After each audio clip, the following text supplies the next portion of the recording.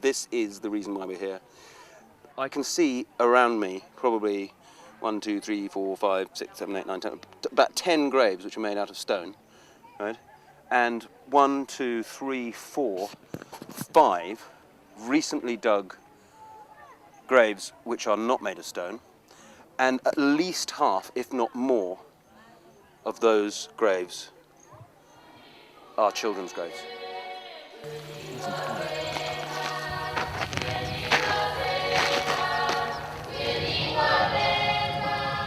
My name is DJ Brown. I'm an A&E doctor in the UK, in Hackney, East London. I see trauma and death in my daily work. I've come to Mozambique with the help of a UK-based charity called MaMa to look at how healthcare works in this beautiful country. I'm not trying to solve Africa's healthcare problems. I've come to see how people in a typical rural village in Mozambique might do things better. As a mother in Mozambique, you have a 1 in 10 chance of watching your infant die. The odds are stacked against you. They are 20 times worse than in the UK. And even if you survive the lottery of infancy, you're likely to be dead by 40. I've got 2 weeks to try and make a difference to child mortality in a single rural village. It's the start of my trip, and I'm feeling positive. I believe that there are small changes that could lead to big improvements. How hard can it be to make sure that the poorest people here get proper access to child healthcare? But I've got to be honest. Although I know about hospitals and healthcare in the UK, I am no expert on Africa. In truth, I have absolutely no idea what to expect.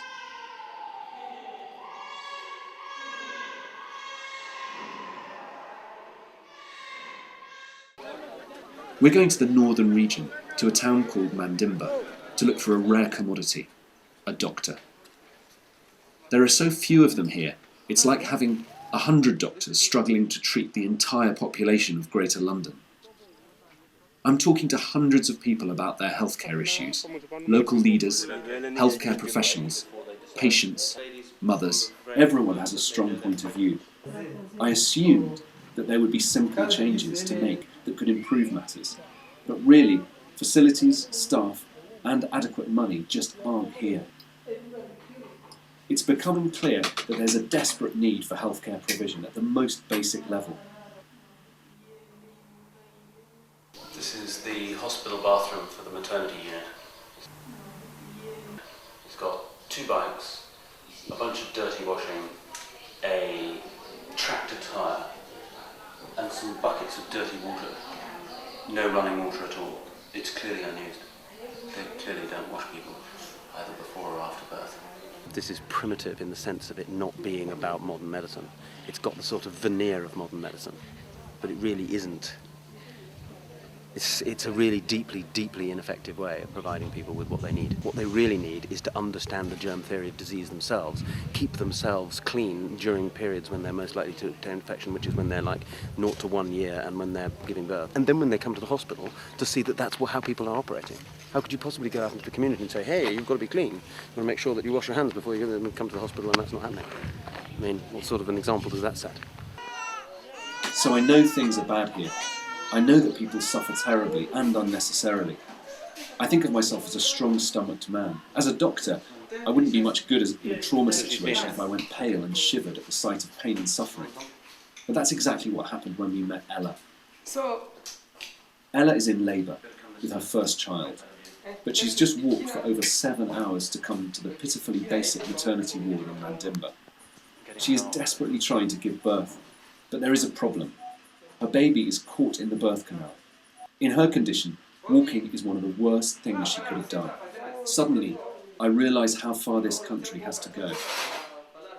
Ella has been in labour for 2 days, and the baby has been stuck in the birth canal for 24 hours. In the UK, we'd have done a caesarean hours ago. After a 24-hour struggle, Ella's baby dies.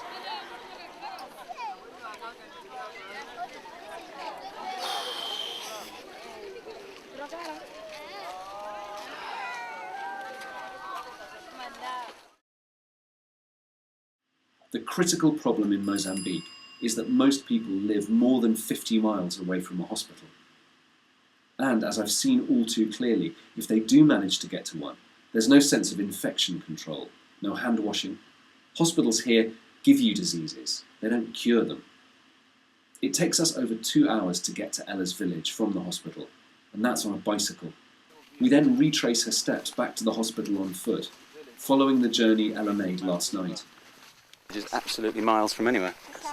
That's the long route. Yeah. Absolutely bloody miles. 10 kilometres at least, by bike or by foot, through the fields. And the woman that we saw this morning, she'd travelled that distance in the dark, in the pouring rain, I've not had it. in the end of first stage of labour. And just the very prospect of doing that fills one with dread, really. It's just unthinkable. The journey was hard enough for us in the daytime. When Ella got to this stream, she waited for 3 hours for the boatman to arrive. And once she'd crossed, she climbed the hill to the hospital. That took a further 3 hours. It was a 7-hour journey for Ella. That, in my view, is what killed her baby.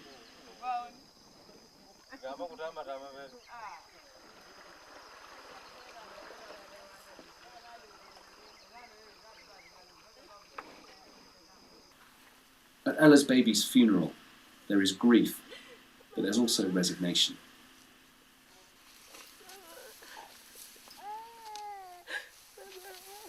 I was here at the beginning of last week, and I was just thinking this was the most beautiful place in the world. And now I don't know, I look at it completely differently. It's still beautiful, it's still, and yet something's changed. But after everything I've seen, I'm still hopeful. With a bit of help and the right will, we could really change things in Mandimba. We owe it to Ella's baby to put an end to this unnecessary suffering.